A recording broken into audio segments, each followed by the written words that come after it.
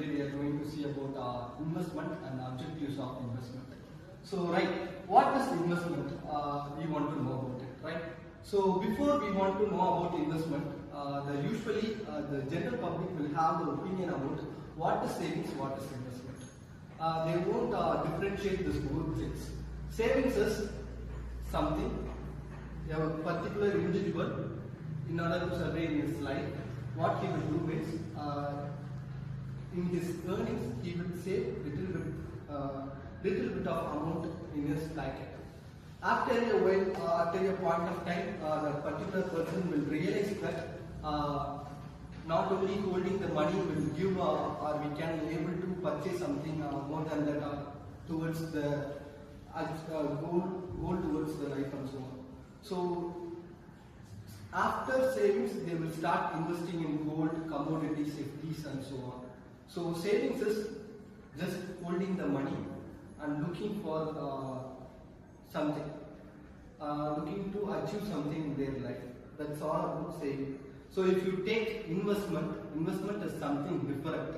So if you are going to invest certain amount in certain mutual fund or share market and so on, it will definitely give certain returns or income out of it. That's we will be calling it as an investment. Investment is not holding the money. It's generate income or generate return from the money. We will be calling as an investment. Let's see what is all about objectives of investment. If you take objective of investment, if I want to invest in a particular thing, what is my primary objective is, I want to save my principal amount. If I am having 1 lakh in my hand, I want to save that 1 lakh. Because if I am going to invest in some mutual funds or share market, if the particular value goes down, if it is becoming 90,000 or 80,000, I will feel very bad. So I want to have that 1 lakh and I want to generate more return or income out of it. That's more important part in objective of investment. Safety of the amount, safety of principal amount. Second one is return. How much return I want to take, because there is n number of investment options we are having, like FD, RD, mutual fund, share market and so on. So there is n number of investment options we are having. So in that, what is the primary one we have to focus on? If you want to get more return, you want to invest in stock market, if we are having knowledge about financial market. Otherwise, we have to stick on to mutual funds and other investment options.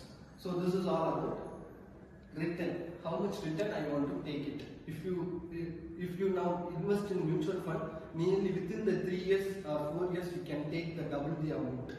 If you invest in share market, based on the share you are investing, you can be able to take the return out of it. So always return is directly proportional to risk. How much return you are going to take, how much risk you will acquire. So risk will be always proportional to return. So risk and return is also one of the objective of investment. And last one is liquidity.